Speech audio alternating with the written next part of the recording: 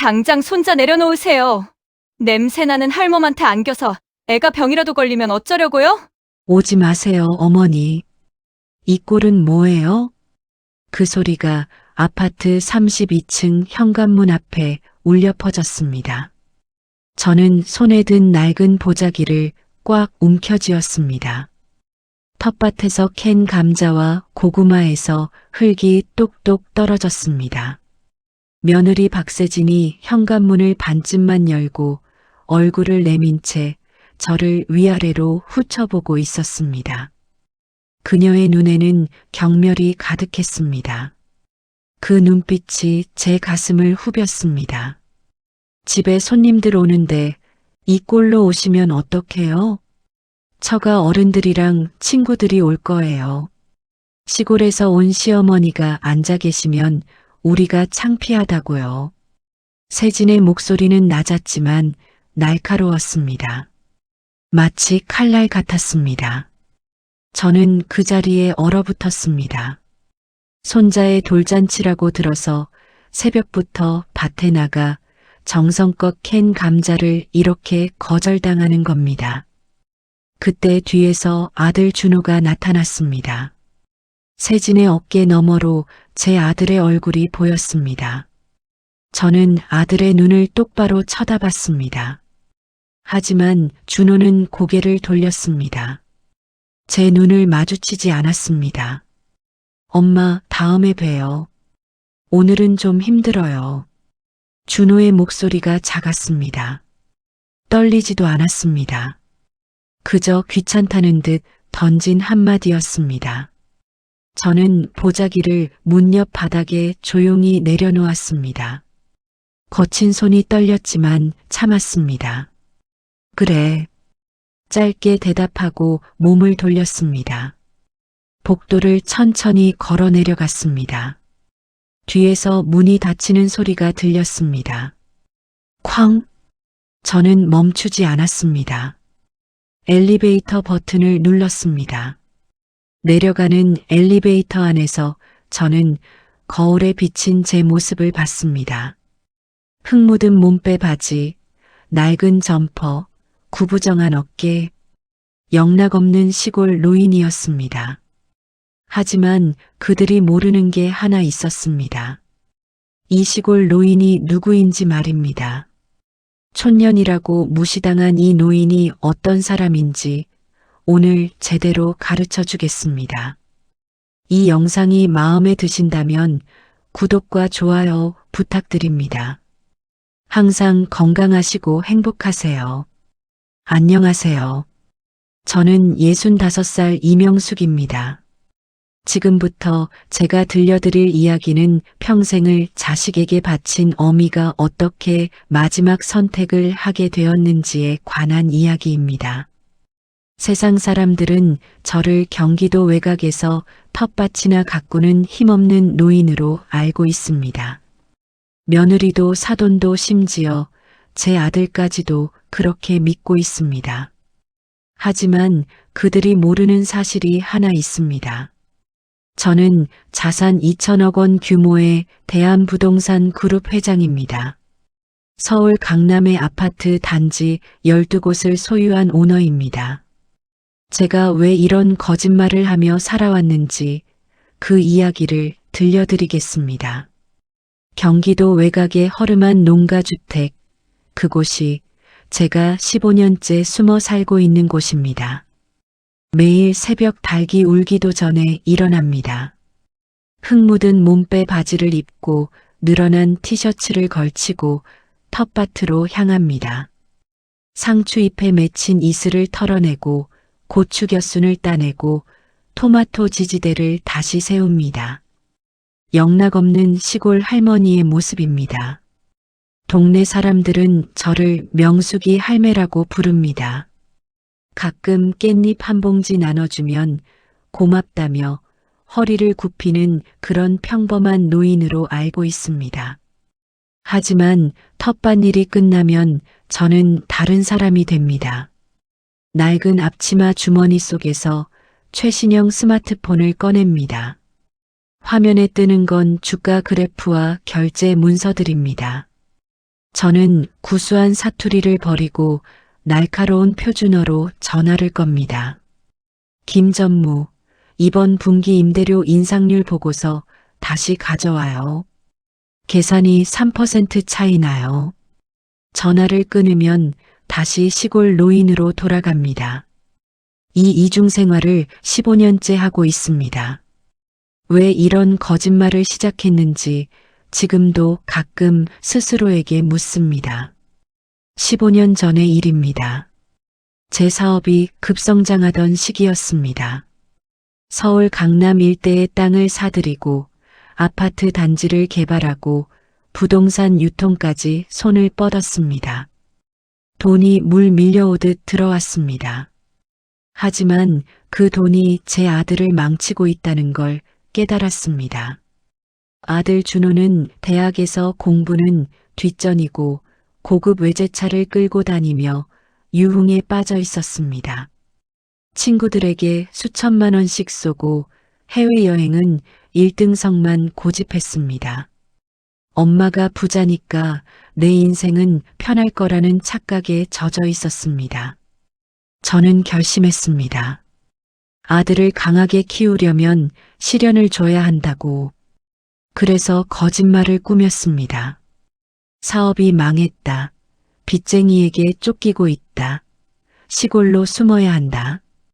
그 거짓말을 믿은 아들은 처음엔 하늘이 무너지는 표정을 지었습니다. 하지만 곧 적응했습니다. 처가의 도움을 받으며 살기 시작했습니다. 저는 아들이 자수성가하길 바랐지만 아들은 다른 길을 택한 겁니다. 장인의 회사에 들어가 월급을 받고 처가 돈으로 아파트에 살고 점점 저와 멀어졌습니다. 그 사이 며느리가 들어왔습니다. 박세진이라는 이름의 30살 여자입니다. 처음 봤을 때부터 불길한 예감이 들었습니다. 눈빛이 차가웠습니다. 저를 훑어보는 시선에 경멸이 담겨 있었습니다. 아들이 저를 가난한 시골 노인이라고 소개했으니 며느리는 당연히 저를 무시했습니다. 하지만 그 무시가 이 정도일 줄은 몰랐습니다. 며느리는 결혼 초부터 시어머니를 짐짝 취급했습니다. 명절에 내려온다는 연락도 없었습니다. 혹시 제가 먼저 연락하면 귀찮다는 듯이 전화를 끊었습니다. 아들의 전화번호로 걸어도 마찬가지였습니다. 준호는 언제나 처가 눈치를 보느라 바빴습니다. 엄마, 나중에 연락할게요. 그 말만 되풀이했습니다. 저는 그래도 참았습니다. 아들이 자리를 잡을 때까지 조금만 더 참자. 그렇게 15년을 버텼습니다. 그런데 그날 며느리에게서 전화가 왔습니다. 보통은 전화조차 하지 않는 며느리가 먼저 연락을 한 겁니다. 저는 반가운 마음에 전화를 받았습니다. 하지만 며느리의 목소리는 싸늘했습니다. 어머님, 다음 주말 민준이 돌잔치인 거 아시죠? 오지 마세요. 저는 순간 귀를 의심했습니다. 손자의 돌잔치입니다. 할머니가 가는 게 당연한 자리입니다. 하지만 며느리는 단호했습니다. 수준 안 맞으니까요. 어머님이 오시면 저희가 창피해요. 처가 어른들도 오시고 제 친구들도 다 오는데 시골 티나는 옷 입고 오시면 곤란하거든요. 저는 말문이 막혔습니다. 그래도 어떻게든 말을 꺼내보려 했습니다. 그래도 손자 돌잔치인데 어떻게. 하지만 며느리는 제 말을 끊었습니다. 아, 냄새난다고요? 계좌로 축의금이나 보내세요. 끊어요. 뚝. 전화가 끊겼습니다. 저는 한참을 멍하니 하늘을 바라봤습니다. 가슴 한 구석이 텅 비어버린 것 같았습니다. 그 돌잔치가 열리는 아파트가 어디인지 아십니까? 제 아파트입니다. 제가 20년 전에 땅을 사고 설계를 지휘하고 건축사 한 명 한 명을 면접 봐서 뽑은 제 손으로 세운 아파트 단지입니다. 그런데 그 아파트의 주인인 제가 오지 말라는 통보를 받은 겁니다. 그것도 시골에서 텃밭이나 가꾸는 가난한 노인 취급을 당하면서요. 저는 그 순간 무언가가 끊어지는 소리를 들었습니다. 15년간 참아온 인내의 끈이 팽팽하게 당겨지다가 결국 끊어져 버린 겁니다. 저는 결심했습니다. 이번만큼은 가만히 있지 않겠다고, 내 눈으로 직접 확인하겠다고, 그들이 내 아파트에서 어떻게 굴고 있는지 두 눈으로 똑똑히 보겠다고. 다음 날 아침 김 전무가 흙먼지 날리는 시골길을 달려왔습니다. 검은색 고급 세단이 농가주택 앞에 멈췄습니다. 김 전무는 제 그룹의 2인자입니다. 부동산 본부장이자 제 오른팔입니다. 그는 서류 가방을 들고 덴마루에 올라왔습니다. 저는 흙 묻은 손을 털고 결제 서류에 만년필로 서명했습니다. 김 전무가 조심스럽게 물었습니다. 회장님, 정말 그 차림으로 가시겠습니까? 운전기사를 불러드리겠습니다. 저는 고개를 저었습니다. 아니요. 버스 타고 갈 거예요. 내 두 눈으로 직접 봐야겠습니다. 내 집 구석에서 쥐새끼들이 어떻게 설치고 있는지. 김 전무는 제 의중을 읽었는지 고개를 끄덕였습니다. 알겠습니다, 회장님. 모든 준비는 제가 하겠습니다. 그는 서류를 챙겨 돌아갔습니다. 저는 혼자 남아 아들에게 전화를 걸었습니다. 신호음이 길게 울렸습니다. 한참 만에 아들이 전화를 받았습니다. 목소리가 급했습니다. 엄마, 나 지금 바빠. 돌잔치 준비 때문에 정신이 없어. 나중에 전화할게. 저는 말을 꺼내보려 했습니다. 준호야, 엄마가 돌잔치. 하지만 아들은 제 말을 끊었습니다. 엄마, 미안한데 진짜 바빠. 끊어야 해. 뚝. 또 전화가 끊겼습니다. 저는 한숨을 내쉬었습니다. 씁쓸함이 가슴에 차올랐습니다. 하지만 동시에 결기가 솟았습니다. 그래, 좋아. 어디 한번 두고 보자. 저는 일부러 손톱 밑에 흙을 더 채워 넣었습니다. 가장 낡은 옷을 꺼내 입었습니다. 이것은 더 이상 가난의 상징이 아닙니다. 그들의 본성을 까발리기 위한 위장입니다. 가면 뒤에 숨은 진짜 얼굴을 드러내게 만들 미끼입니다. 돌잔치 당일이 밝았습니다. 저는 새벽부터 텃밭에 나가 감자와 고구마를 캤습니다. 깨끗이 씻어서 보자기에 쌌습니다. 버스를 2번 갈아타고 2시간을 달렸습니다. 창밖으로 서울의 고층 빌딩들이 하나둘 보이기 시작했습니다. 아파트 단지가 보였습니다. 32층짜리 고급 아파트 5동이 웅장하게 서 있었습니다. 저는 정문으로 들어섰습니다. 경비원이 저를 힐끗 쳐다보더니 아무 말도 하지 않았습니다. 시골 노인 정도로 보였겠죠. 엘리베이터를 타고 32층까지 올라갔습니다. 복도는 조용했습니다. 고급스러운 대리석 바닥이 빛났습니다.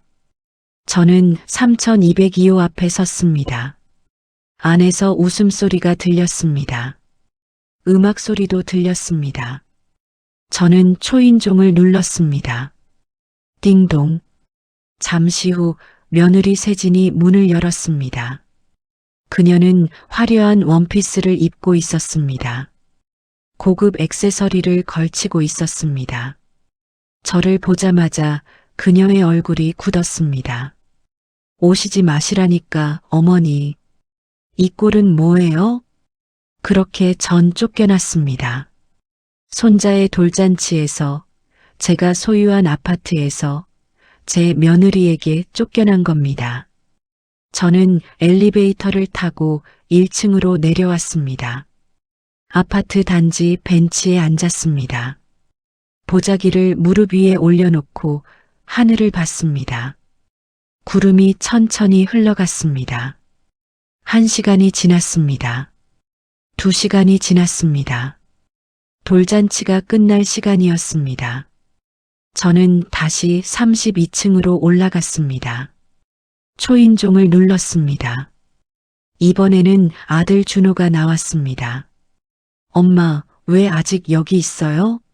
돌아가셨다고. 보자기 놓고 갔잖아.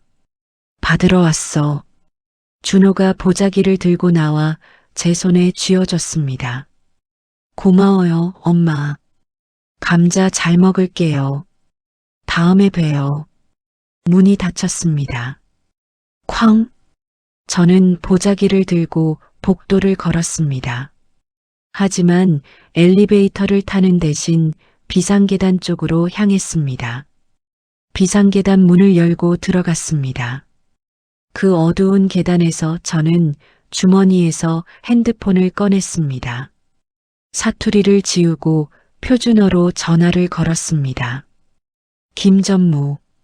네, 회장님. 내일 아침 본사 회의실로 와요. 준비할 게 있어요. 알겠습니다, 회장님. 통화를 끊었습니다. 저는 비상계단에 주저앉았습니다. 보자기를 열었습니다. 감자 하나를 꺼내 물어뜯었습니다. 차갑고 딱딱했습니다. 하지만 저는 씹으며 생각했습니다. 이제 시작이다. 진짜 시작은 지금부터다. 며칠이 지났습니다. 김 전무가 서류를 들고 농가주택으로 찾아왔습니다. 그는 두꺼운 파일을 테이블 위에 내려놓았습니다.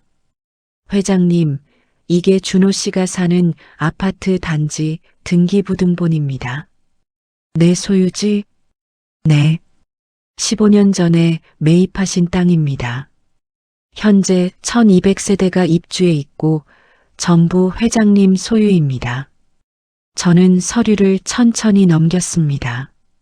각 동별 세대 현황, 임대료 현황, 관리비 내역이 빼곡히 적혀 있었습니다. 그 중에 3202호가 보였습니다. 제 아들이 사는 집이었습니다. 저는 펜을 들었습니다. 월세 인상 공고 발송해요. 얼마나 올리시겠습니까? 50%. 김 전무의 눈이 커졌습니다. 그는 잠시 망설이다가 조심스럽게 물었습니다. 회장님, 그럼 입주민들이 반발할 텐데요. 법적 절차 다 밟아서 해요.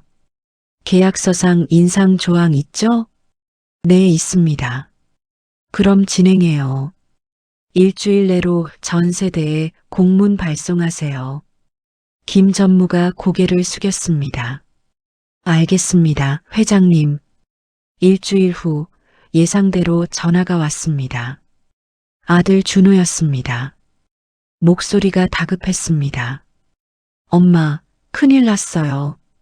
집주인이 월세를 50%나 올린대요. 도저히 감당이 안 돼요. 그래. 저는 담담하게 대답했습니다. 우리 단지 전체가 한꺼번에 올랐대요. 장인 어른도 놀라셨어요. 엄마, 혹시 돈 좀 보태줄 수 있어요? 아니면 빌려주기라도. 나도 살기 바빠. 준호가 말을 잃었습니다. 잠시 침묵이 흘렀습니다. 엄마, 준호야, 엄마도 텃밭 가꿔서 근근히 먹고 사는 사람이야. 내가 장가가서 잘 사는 줄 알았는데 이제 와서 돈 달라고? 그럼 이사하지 뭐. 엄마, 그게 아니라. 저는 전화를 끊어버렸습니다. 심장이 쿵쿵 뛰었습니다. 손이 떨렸습니다. 하지만 저는 흔들리지 않았습니다. 다음 날, 이번엔 며느리 어머니에게서 전화가 왔습니다. 여보세요? 사돈이신가요? 아이고, 저희가 지금 큰일이에요.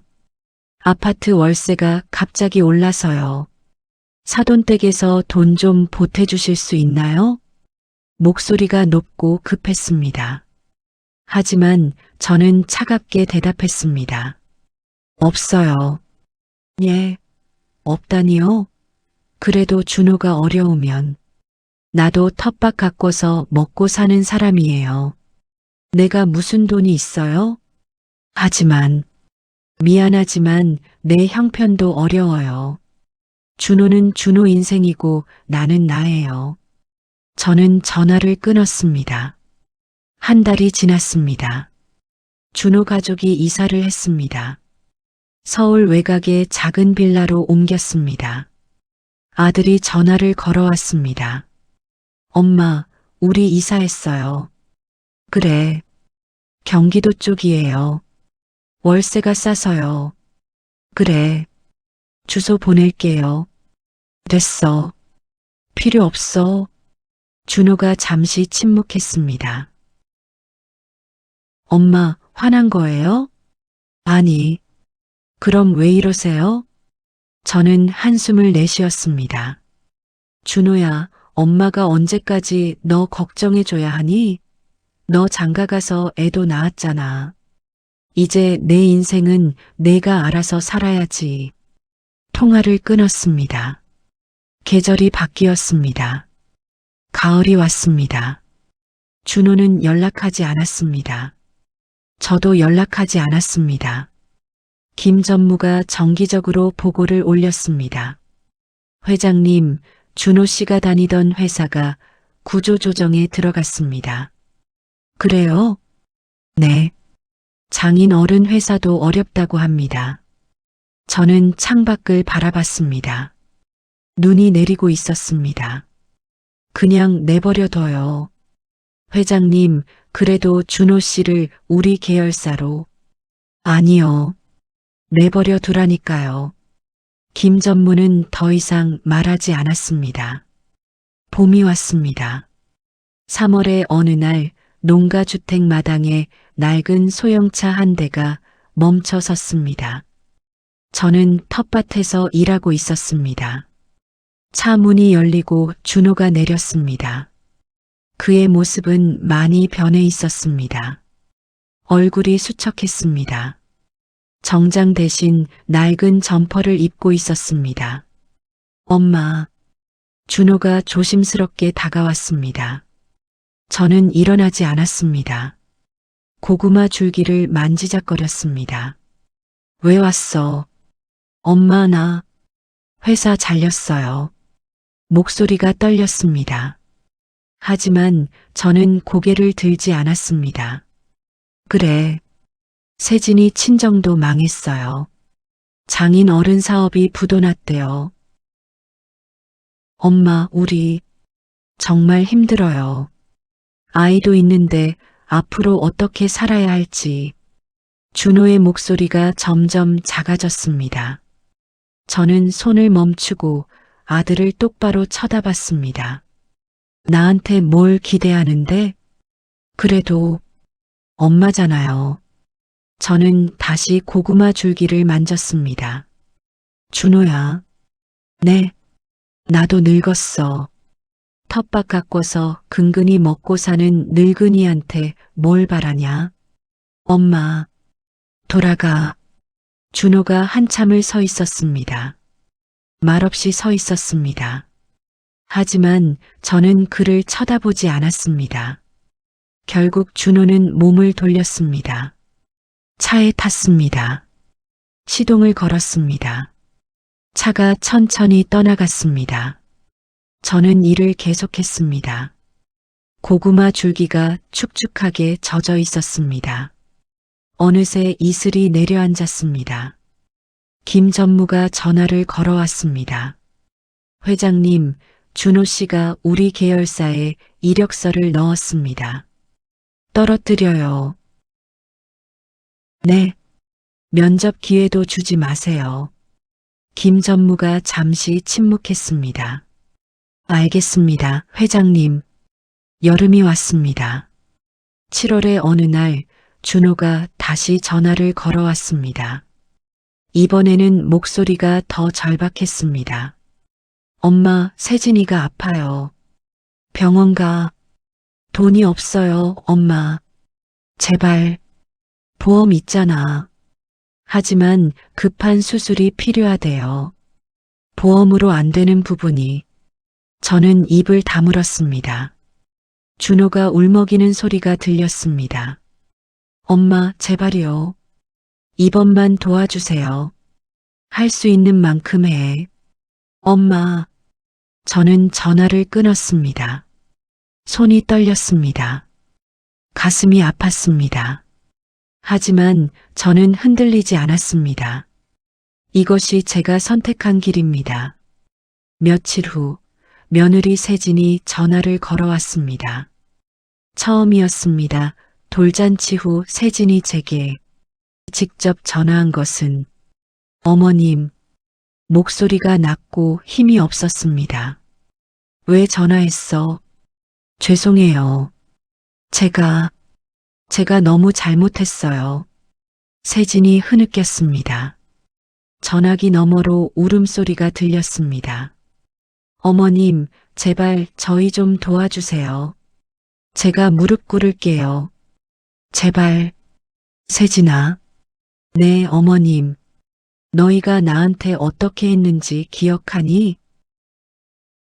돌잔치 날 기억나? 현관문 앞에서 날 쫓아낸 거? 세진이 목 놓아 울었습니다. 죄송해요, 어머님. 제가 정말 잘못했어요. 제발 용서해 주세요. 저는 통화를 끊었습니다. 핸드폰을 내려놓았습니다. 마루에 앉아 하늘을 봤습니다. 구름이 천천히 흘러갔습니다. 가을이 다시 왔습니다. 추석이 다가왔습니다. 추석 전날 준호가 문자를 보냈습니다. 엄마, 내일 찾아뵐게요. 세진이랑 민준이랑 같이요. 저는 답장하지 않았습니다. 추석 당일 오후 3시쯤 낡은 차 한 대가 마당에 들어섰습니다. 준호 가족이었습니다. 준호가 운전석에서 내렸습니다. 세진이 아이를 안고 내렸습니다. 손자 민준이를 보는 것은 돌잔치 이후 처음이었습니다. 아이는 많이 컸습니다. 저는 마루에 앉아 있었습니다. 준호가 다가왔습니다. 절을 하려고 허리를 숙였습니다. 엄마, 추석 잘 됐어. 저는 손을 들어 막았습니다. 준호가 멈칫했습니다. 세진이 고개를 푹 숙이고 서 있었습니다. 아이가 낯을 가렸습니다. 밥 먹었어? 아니요. 저는 일어났습니다. 부엌으로 갔습니다. 냉장고를 열었습니다. 김치와 반찬이 있었습니다. 저는 밥을 지었습니다. 된장찌개를 끓였습니다. 상을 차려서 마루에 놓았습니다. 먹어. 준호가 조심스럽게 숟가락을 들었습니다. 세진도 먹었습니다. 아이에게 밥을 떠먹였습니다. 저는 마당에 나가 텃밭을 봤습니다. 해가 저물고 있었습니다. 1시간쯤 지났을까 준호가 마당으로 나왔습니다. 엄마, 우리 갈게요. 그래. 다음에 또 올게요. 준호가 차에 탔습니다. 세진과 아이도 탔습니다. 차가 천천히 떠나갔습니다. 저는 혼자 남았습니다. 설거지를 했습니다. 그릇을 닦으면서 생각했습니다.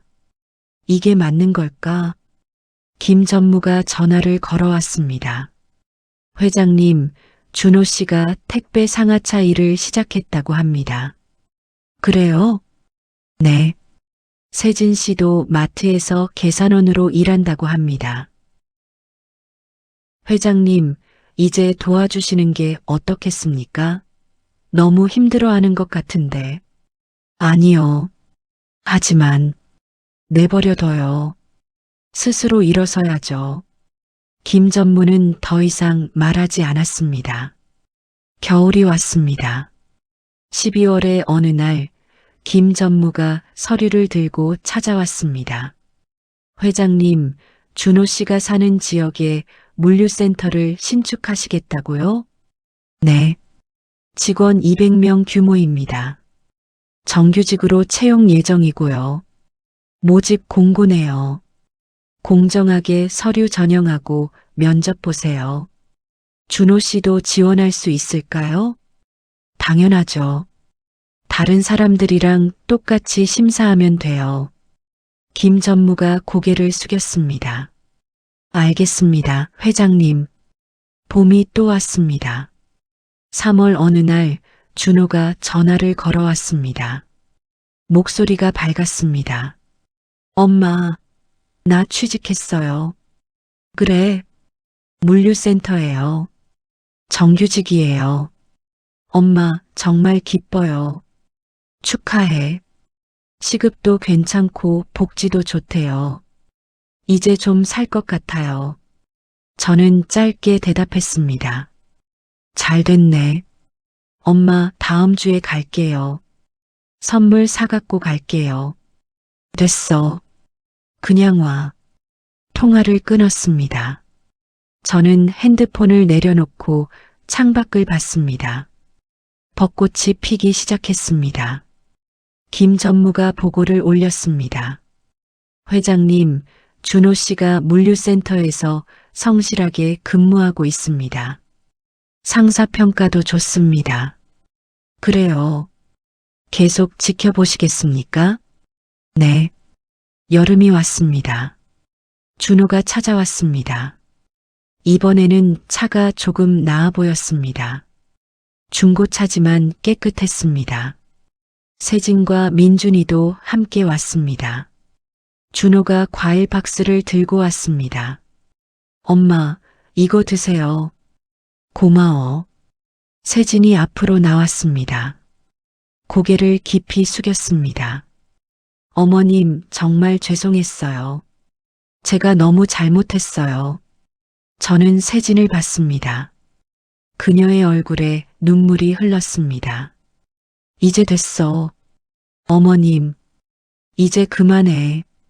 다 지난 일이야. 저는 부엌으로 갔습니다. 밥을 지었습니다. 저녁을 함께 먹었습니다. 준호 가족과 마주 앉았습니다. 민준이가 밥을 흘렸습니다. 저는 닦아줬습니다. 해가 저물었습니다. 준호가 일어났습니다. 엄마, 우리 갈게요. 조심히 가. 차가 떠났습니다. 저는 혼자 남았습니다. 설거지를 했습니다. 마루에 앉았습니다. 별이 떴습니다. 김 전무가 전화를 걸어왔습니다. 회장님, 준호 씨가 승진했습니다. 그래요? 팀장이 됐습니다. 잘 됐네요. 회장님, 이제 진실을 말씀하실 겁니까? 아니요.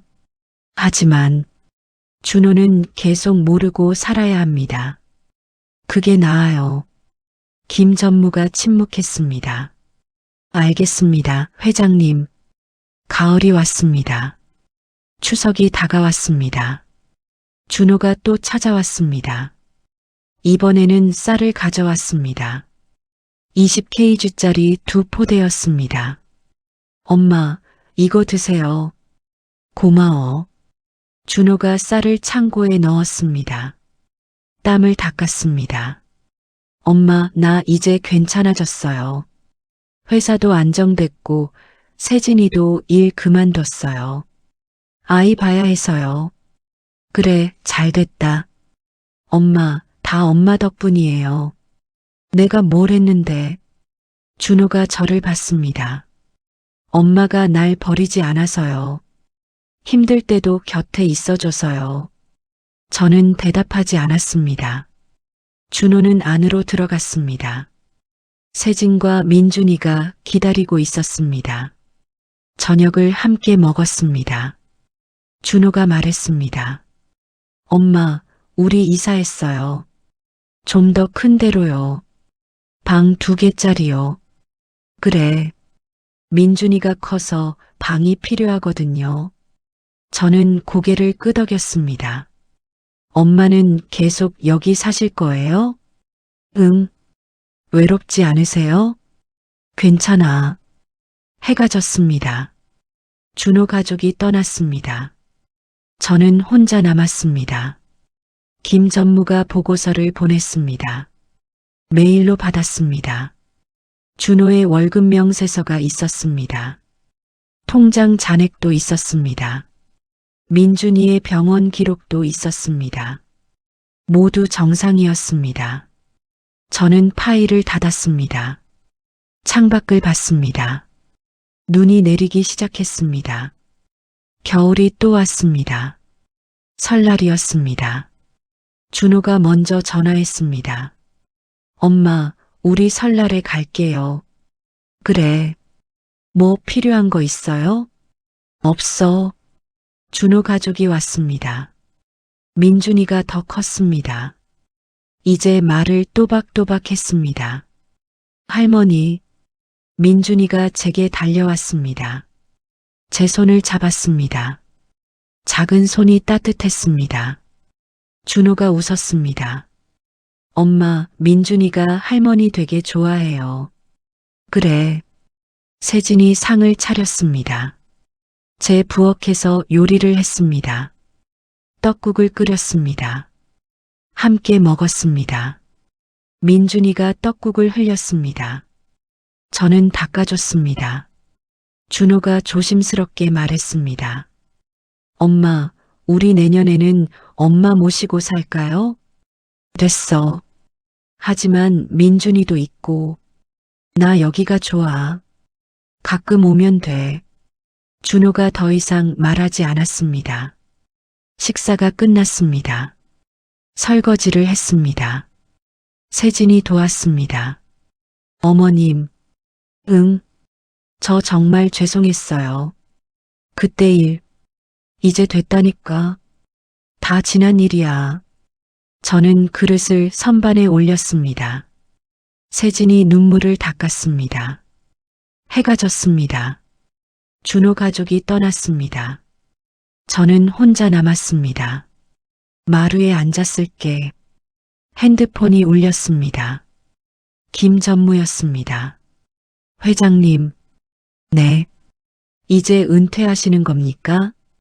아니요. 계속하실 겁니까? 네, 죽을 때까지요. 김 전무가 침묵했습니다. 저는 통화를 끊었습니다. 별을 봤습니다. 많이 떠 있었습니다. 계절이 바뀌었습니다. 여러 번 바뀌었습니다. 준호는 계속 찾아왔습니다. 명절마다 왔습니다. 가끔 주말에도 왔습니다. 민준이가 점점 컸습니다. 이제 학교에 다닙니다. 할머니, 나 학교에서 상 받았어요. 민준이가 상장을 보여줬습니다. 저는 민준이의 머리를 쓰다듬었습니다. 잘했네. 준호가 전화를 걸어왔습니다. 엄마, 나 차장 됐어요. 축하해. 다 엄마 덕분이에요. 내가 잘한 거지. 엄마, 이제 엄마 모시고 살게요. 됐어, 난 여기가 좋다니까. 준호가 한숨을 쉬었습니다. 알겠어요, 엄마.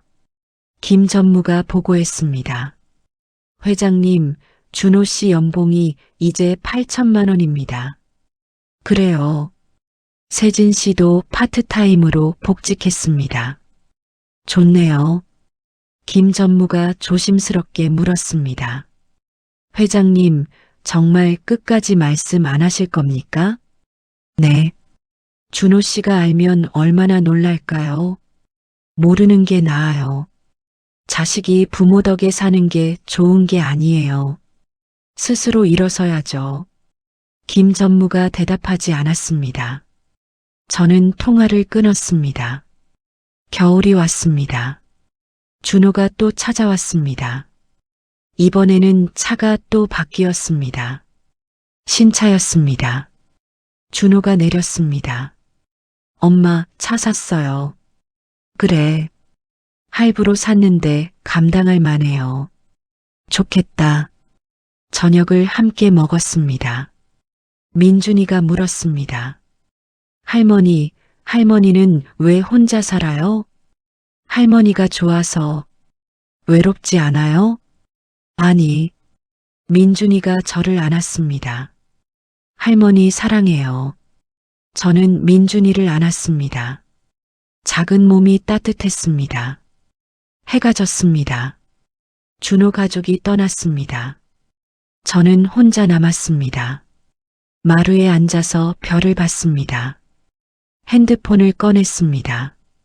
통장을 확인했습니다. 준호명의 통장이었습니다. 제가 몰래 만든 통장입니다. 준호는 모릅니다. 매달 500만 원씩 넣었습니다. 15년째입니다. 잔액이 9억이 넘었습니다. 저는 통장을 닫았습니다. 김 전무에게 문자를 보냈습니다. 계속 넣으세요. 알겠습니다. 답장이 왔습니다. 저는 핸드폰을 내려놓았습니다. 하늘을 봤습니다. 구름이 천천히 흘러갔습니다. 바람이 불었습니다. 차가웠습니다. 다음 날 아침 저는 텃밭에 나갔습니다. 흙을 만졌습니다. 따뜻했습니다. 김 전무가 전화를 걸어왔습니다. 회장님, 오늘 이사회입니다. 알아요. 참석하시겠습니까? 네, 저는 일을 멈추고 집으로 들어갔습니다. 샤워를 하고 옷을 갈아입었습니다. 정장이었습니다. 깔끔했습니다. 차가 왔습니다. 검은색 세단이었습니다. 저는 차에 탔습니다. 서울로 향했습니다.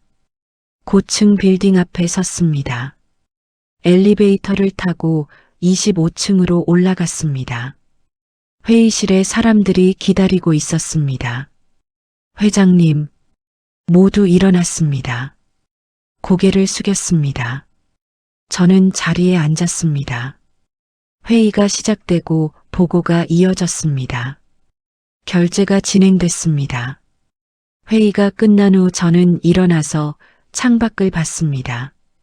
고층 빌딩들이 보였습니다. 저 아래 어딘가에 준호가 일하고 있을 겁니다. 저는 회의실을 나왔습니다. 차에 탄 후 집으로 돌아왔습니다. 저는 편한 옷으로 갈아입었습니다. 텃밭에 나가서 일을 시작했습니다. 해가 저물었습니다. 핸드폰이 울렸습니다.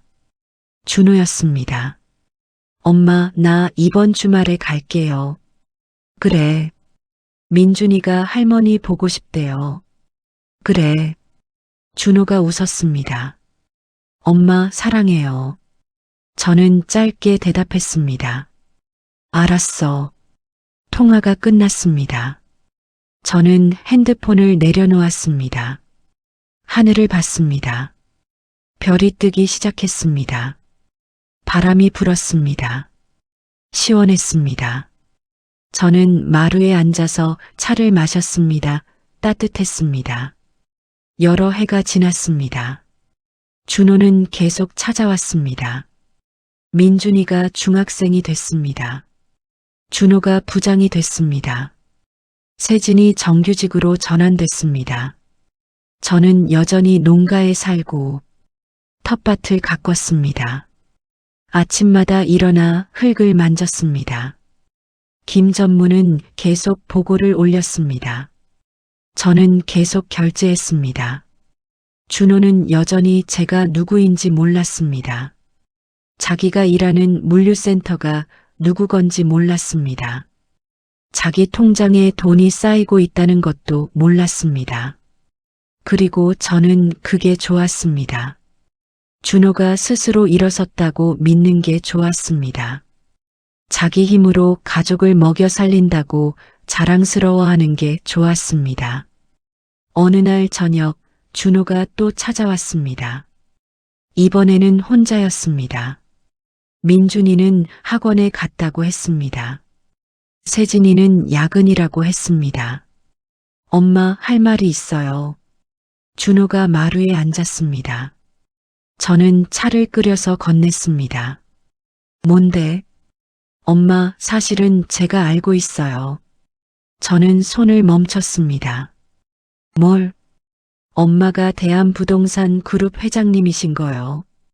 저는 준호를 봤습니다. 준호의 눈이 붉어져 있었습니다. 언제부터 알았어? 5년 전부터요. 우연히 회사 서류에서 봤어요. 물류센터 소유주가 대한부동산 그룹이더라고요. 회장 이름이 이명숙이고요. 준호가 눈물을 닦았습니다. 엄마, 왜 그러셨어요? 왜 저한테 말씀 안 하셨어요? 저는 한참을 침묵했습니다. 그리고 천천히 입을 열었습니다. 내가 스스로 일어서야 했으니까. 엄마 덕에 사는 게 아니라 내 힘으로 사는 거라고 믿어야 했으니까. 엄마, 그게 내게 주는 진짜 선물이야. 돈이 아니라 자립심이지.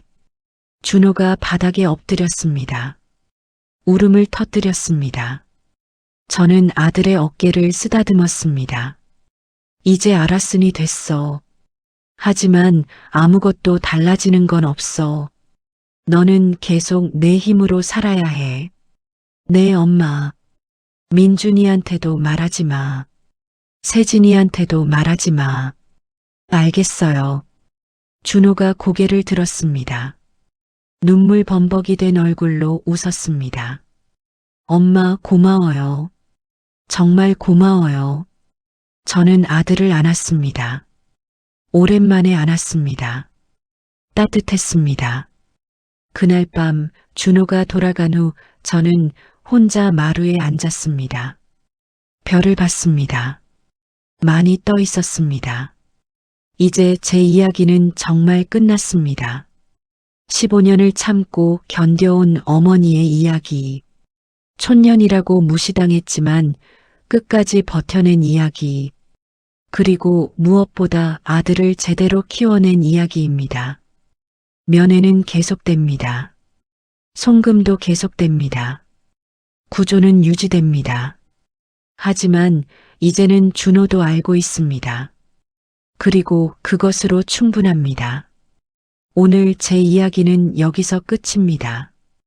긴 이야기를 끝까지 들어주셔서 감사합니다. 여러분의 가정에도 항상 평화가 깃들기를 바랍니다. 이 영상이 마음에 드셨다면 좋아요와 구독 버튼을 눌러주세요. 여러분의 응원이 더 좋은 이야기를 만드는 힘이 됩니다. 항상 건강하시고 행복하세요.